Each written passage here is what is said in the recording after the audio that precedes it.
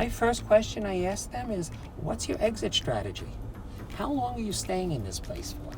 Like, what's your purpose for the real estate? And that's when you really connect with somebody, because you learn what their goals are. And that's what I learned a long time ago. But people have to understand that there's a give and take, and everybody wins a little and everybody compromises a little. But if the goal in real estate is to get that property sold, whatever side you're on, you have to understand what they want, what the objectives are, and then how to accomplish it. All right. So today we're gonna interview Alan Gabay. He's one of Ryan Serhan's newest agents.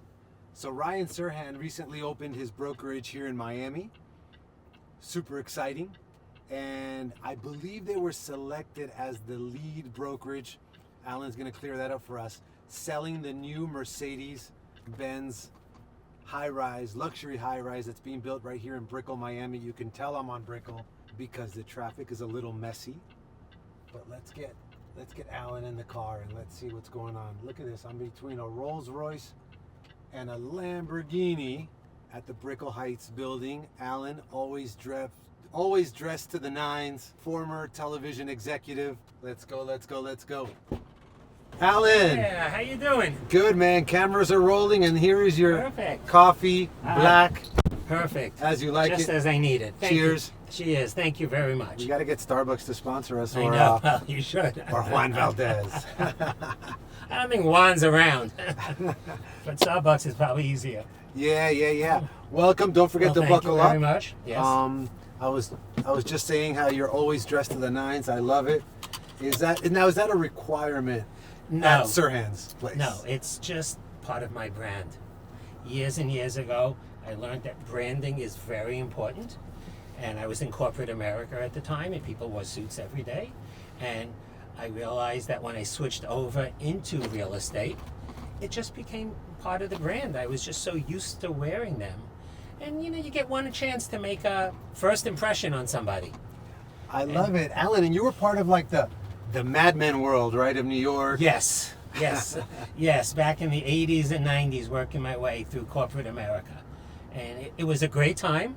It was fun, but I was always in a position where I was doing strategic marketing and brand extensions, and I was always brought in to make deals happen and to figure out how to increase a company's brand, and then how to bring in the partnerships to make them successful. And it's always been that same mindset and that same skill set that I brought into real estate. And in the media world, when you tried to bring brands into the content, it was a little bit of church and state, I bet.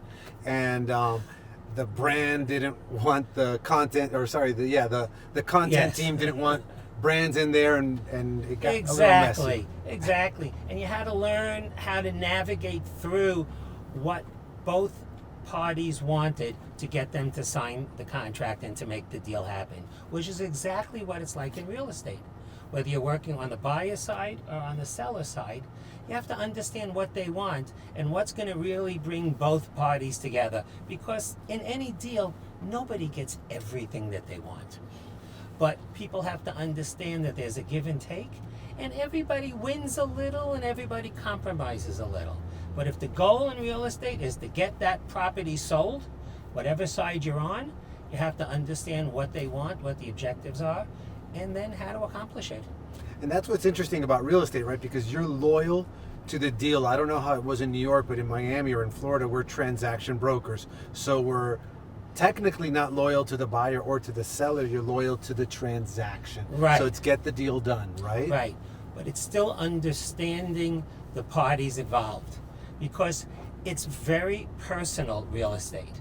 And it's a very strategic moment in somebody's life, whether they're coming down to purchase or whether they're selling, especially if they're attached to the property or if they're coming down here for the first time and they're not sure about the property. And it's part of what our understanding needs to be as the brokers on both sides, is to make sure that we do the right thing for our client, but also understand that both of the objectives are the same, which is we want to sell the property. Got it. So Alan, during our time together, welcome to Realtors and Cars Getting Coffee. Thank you. I love it. During our time together, I want to talk about your journey, not so much real estate, but the journey and the pivot into real estate. But I got to drive somewhere. How about I Right. drive to the future site of the Mercedes-Benz building? Perfect. Where is it? That'll be perfect. 12th Street, that way. What is it next to? It's a whole city block on itself. Wow. Let's talk about your background, and when we get to the project, we'll Right. talk about the project. What Perfect. made you decide to get into real estate? Well, I really liked, first of all, I'd been in corporate America for over 30 years, which I really enjoyed a lot. But what I realized was that while I was helping all of these deals get done and all these businesses, it was always on a corporate level. It wasn't really touching an individual. Some of the strategic partnerships I did were with smaller companies, and I felt how it made me feel so good to help them. And then I decided, I really, that enjoyment of being able to help somebody accomplish their goals was what I really liked. And I realized that real estate was one of those avenues where it's a really personal decision what's going on. And I wanted to be able to help people that are looking to move down here. I've been living here now for 20 years. Wow. And I've been in real estate for 20 years. And Nice. I've watched all of Miami change. I went through the recession, and then I went through COVID and the explosion that's happening. But here's the project over there on the corner. It's a whole city block. Wow. Well, tell me about it since we're here. Right, since we're here. Well, the Mercedes-Benz project is the largest single project, and we should get some shots of this, which you can get. But it is the largest single project that's being done in Miami. It's a full city block. There's 2 towers. One is 67 feet. The other one is 62 feet. They combine. There's a north and south tower. There's a hotel component, a commercial office component, and a huge, huge park that's being built for the public use. Wow. And the reason that they chose this project was because there has never been this much space and this big of a project that's going to be built in Brickell, because there is no whole single city block that's left that you can put this type of property together. So it's all going to be redone. There's going to be 791 residences. There's going to be a hotel with 174 keys to the rooms, plus some commercial spaces. But what's really important is that this project is geared specifically for the new demographic that has come into Brickell, which is a younger demographic. It really started up during COVID, when the younger demographic, the millennials and the Gen Zs came down here. They all want an urban lifestyle, but everything in Brickell is brand new. And that's what everyone likes about it, that there's no old buildings here. It's all brand new from the ground up, or most of it, I should say, anyway.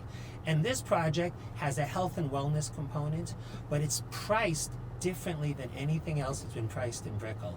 It's starting at $1,100 to $1,200 a square foot, where Wow. most things in Brickell are now starting up closer to $2,000 a square foot. So it's really attainable because people want to plant their roots here. The demographic who came down that rented is now looking to buy, and they want brand new, and they want wellness. This project has 130,000 square feet of amenities over 9 floors. I like it, and you don't even need a car. It's right next to No. Miami's Right, metro it's right station. It's right next to the metro station. It's right next to the Bright Line. It comes down. It has the Metro mover here. So what's really important is that there is no parking with every unit. You can rent a parking space if you need it. They also have a fleet of Mercedes cars that you can use on your own within like a 5-mile radius. You can borrow their car and take it if you need it. What is amazing, But they realize partnership. that the new younger demographic that's here, now with Ubers and Lyfts and all of the car sharings, there's not a need for car. And I think Miami's building the metro is going to go all the way to the beach now. Yes, there is something in development right now where it's going to go along the MacArthur Causeway, and it's going to catch up and go over to South Beach. So you Wow. can take it there, and it's going to go up through the design district. Awesome. But this project is just geared because the demo who's moving here is a really young demo who wants to settle down and make roots here. And this property is going to give you everything from studios up to 3 bedrooms, studios starting at $550,000 to large 3 bedrooms that are going to be around $4 million. All attainable pricing for this new demographic, and end user driven, not investor driven. No short-term rentals allowed. They don't want that. They want this to be an end user building.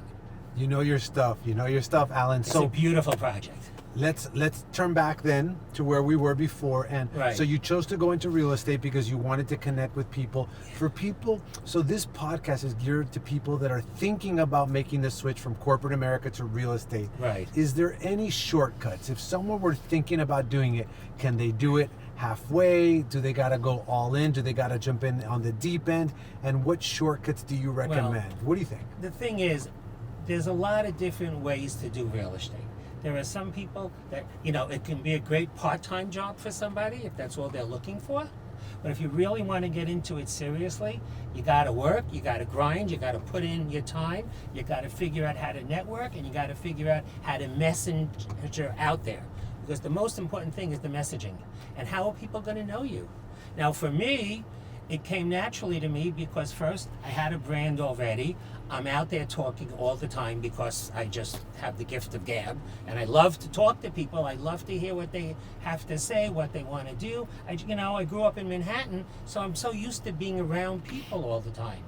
And then it was, I went into social media. As social media exploded, I started to do a lot of reels out there in social media with the right type of tags. I have some of my reels have had over 1 million views, and that brings people to me. But you have to decide what's important. Like, you have to build a brand from the ground up, and you have to get that out there for people to know. And again, you have to decide. Do you want to do it part-time? Are you doing something else? Do you want commercial? Do you want residential? And if you're in Florida, for instance, do you want Miami proper? Do you want to expand?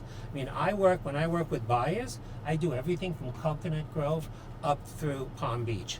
I'm in the middle of a deal right now in Boca for a $15 million house. Do you primarily, for someone coming into the business, would you say they should work with buyers?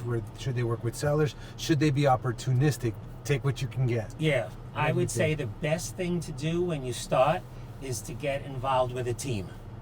And usually what they'll do is they need somebody who's going to do maybe more of the clerical, more of the inputting, somebody who's going to do open houses, somebody who's going to coordinate schedules. So you learn how the infrastructure of real estate works. And the best way to do that is to be with a team. There's also companies that you can be with that will assign you to teams, or they'll put you in the corporate office to work. So it really just depends on where do you want to be in real estate. But whatever you do, you have to develop a brand for yourself, and you have to make sure that that's very well acknowledged and known. And so tell me about maybe your first deal. How'd you get your first 3 clients? Well, again, I've been doing this now for 20 years, before the internet, before social media. At the very beginning, you had to go and advertise in newspapers and in those little books they used to give out at supermarkets. If you remember, and I don't know, I'm a little bit older, but this is how it was. And I'm catching up. You worked with a company. You could put your license someplace, and you would find different listings that they had, and they would let you advertise it. And you would go into, either the internet, there was, Facebook chats, there was Craigslist, there was, and again, there was the magazines that they gave out at supermarkets. But you can still do that now. You can get with a company, and you can promote other people's listings. So you can find buyers that will come in that will be interested. But with today's world, everybody Googles who you are. So you need to have a definitive brand, and you need to be able to capitalize on that and make people understand where your expertise comes from. Got it. And tell me, Alan, can you tell me about a mistake that you made in real estate that had you done it? Yes. If that happened today, you wouldn't have made that mistake. Oh, yes. The mistake I made early on was trying to guide people towards properties that either I had a listing to, my company had a listing to, something that I wanted to show. here's what you're telling me you want, but maybe you should look at something else instead. And what I learned quickly is that you don't ever tell the client what they want. You talk to them and figure out what's their main objectives and goals with this property that they're either buying or selling. Because I screwed up many times, and you learn from your mistakes. That's the best way to learn. And again, the mistakes were thinking that I knew more than they did and letting people know I know more than you do. Instead of guiding people to where you wanted the property to show them, instead I would just tell them, well, just listen to me, I've been here, I know what's going on. And you know what? That never worked. I lost listings and I lost buyers, but this was what at the very, very beginning when I realized that, yes, I have that knowledge and expertise, but I have to learn how to present it in a way that's not antagonistic and not condescending. And that was where I really screwed up. But I learned quickly, that's not the way you do it. So I stopped doing that. I've been doing this 20 years. I stopped 19 years ago with that and realized how to have the conversation with somebody about, what are they looking for? What are their goals? What are their objectives? Tell me about, have you done any deals with, I would think the low-hanging fruit when you pivot into real estate from another career is your sphere of influence. Did you do any business? Because here's the challenge I see. Did you do any business with ex-colleagues or clients? Because the reality I hear is, well, one day you're in television, the next day in your real estate. Why would I trust my biggest asset to you? Right. You were a TV executive, now you're selling real estate. How did you navigate that, or where were your first few deals? Right. Well, my first few deals were actually in New York City because I was working for, in Times Square at the time, and all of, West Hell's Kitchen was just starting to get moved along. I bought a bunch of lofts there. I had a cousin who was an architect. Bought them, renovated them, sold them to people that I work with. They were people that wanted to walk to work. They loved the idea of these big lofts, and that was when the market was really very strong, but also inexpensive compared to today, And then I said, you know what? I enjoyed giving people a new place to live and the joy that they got from it. So then I said, let me take that down to Florida. Because Miami was booming. I had bought a vacation home down here that was new construction. I came down here to stay and I saw what was going on. This was back in 2004. And I was like, I love it here. I love that it's sunny and warm all year long. I love that Brickell was getting built up. It was going to be, another smaller Manhattan, if you will.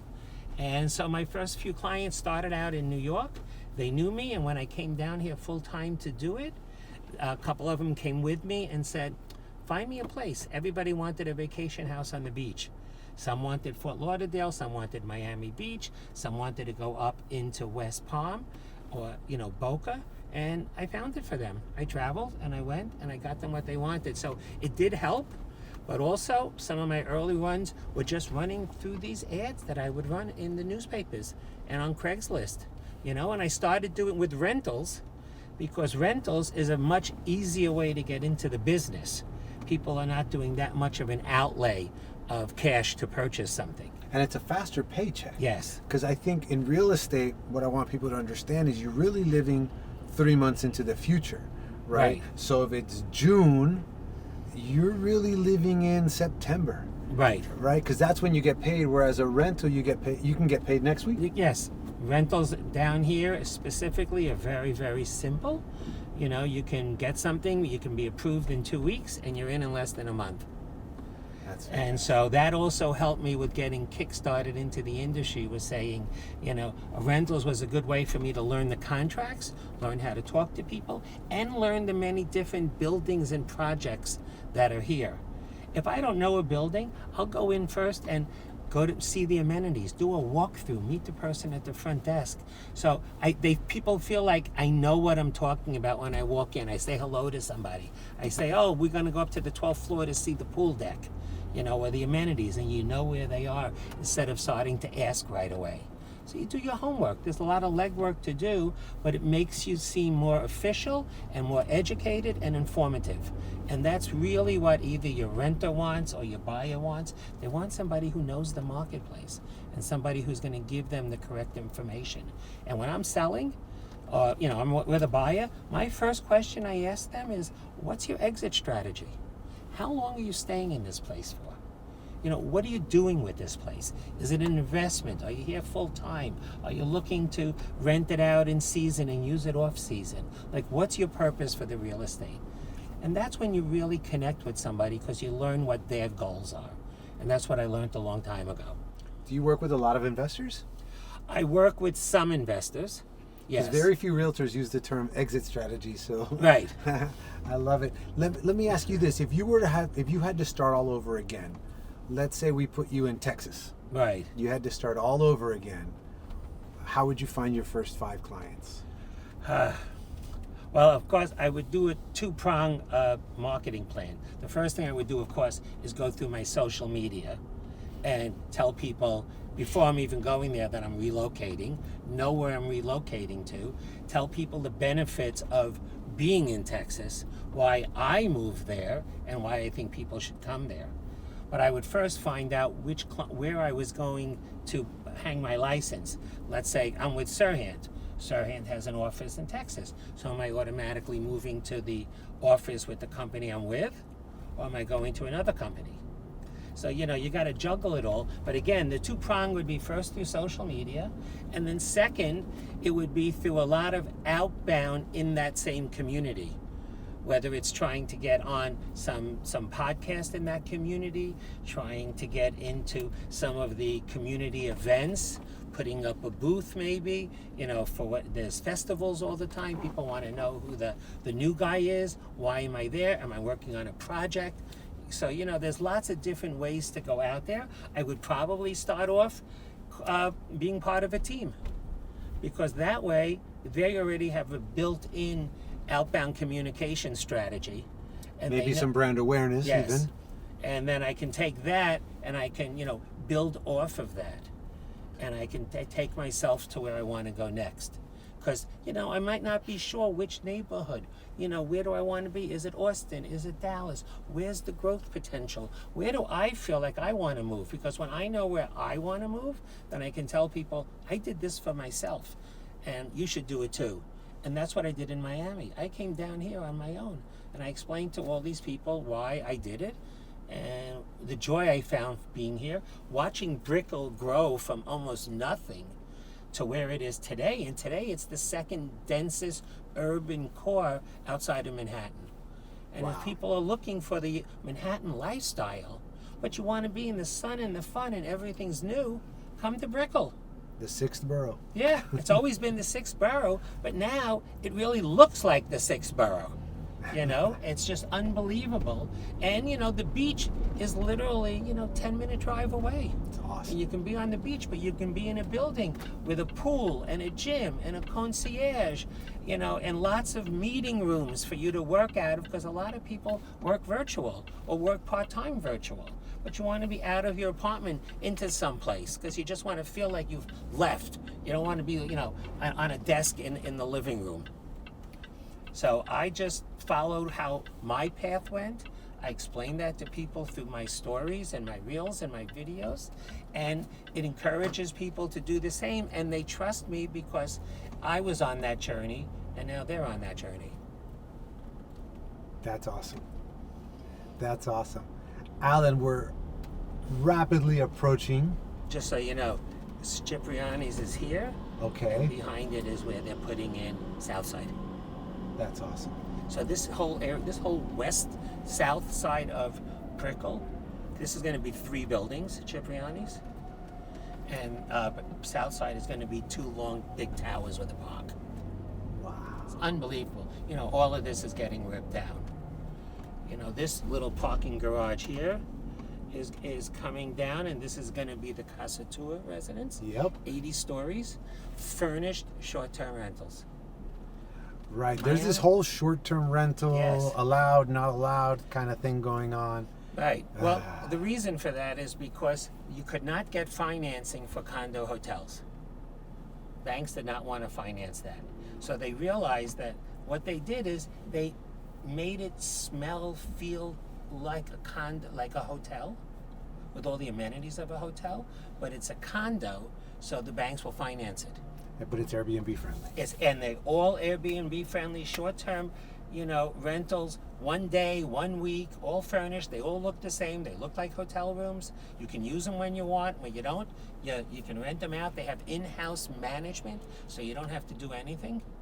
And these are coming up all over the place. And this is going to be another 80-story building here, right in the heart of Brickell. See that building right there, that 7-story building? Yep. That used to be the tallest building in Miami. Unbelievable, right? And it is historic, so it will be I'm there. so happy they can't rip it down. Hey, I remember, 35 years ago when I was in the giftware industry, we used to go to the Miami Hyatt here. This was where the convention center was. Yep. And that was the tallest hotel, and that had the convention center. And now it's getting ripped down, and it's going to be 3 new buildings with a convention center. It's going to be unbelievable. But you see Brickell, it's just really, this is why people come here. They want an urban feeling. They want walkability. They want everything at their fingertips. Growing up in Manhattan, I understand this, but a lot of people didn't. And Manhattan was one of the few cities with walkability all the time. Yep. And Brickell has become that. And that's what makes this so appealing to all different demographics. But Brickell specifically has skewed very much millennial and Gen Zs, as well as people in their 40s. That's now the high end of millennials. Yeah. But if you walk around, you see that this is where it's happening. Just look out on the street here. Awesome. It you is got sexy fish there. I love sexy fish. Love it, love it, love it. The food is good. The bar scene is just so much fun. Wow. And so, Alan, I know we're rapidly approaching Sirhan's brokerage office here. Anything else you think somebody new to the industry should know? Any shortcuts, any words of wisdom? Well, yes, I will tell you, there is no shortcuts in this business. You've got to put in your time and your effort. But what you have to understand at the beginning is, where do you want to focus in real estate? Because that's very important to understand. Again, commercial, residential. I know people that live off rentals and they love it because it's always changing and it's always fast and quick.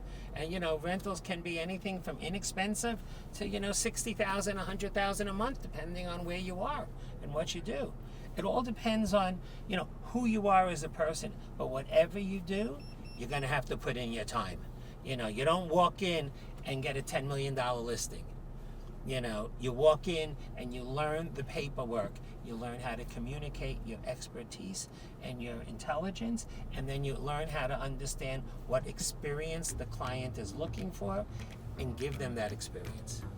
I love it. Alan, wrapping up here, I do have some off-market properties I cannot advertise, so when we shut off the cameras, we could talk about them a little bit. Perfect. Let me know. And let me see, we're almost here. We're turning the corner. And so for those of you who are interested, Sirhan's brokerage office is here at the Brickell Heights building. Correct. And beautiful valet area right here. All right, Alan, And keep in feel touch free and to good luck. contact me. You got it. I know you have a great meeting coming up. Great. Thank you very much. Thank Loved you it. so much. You got it.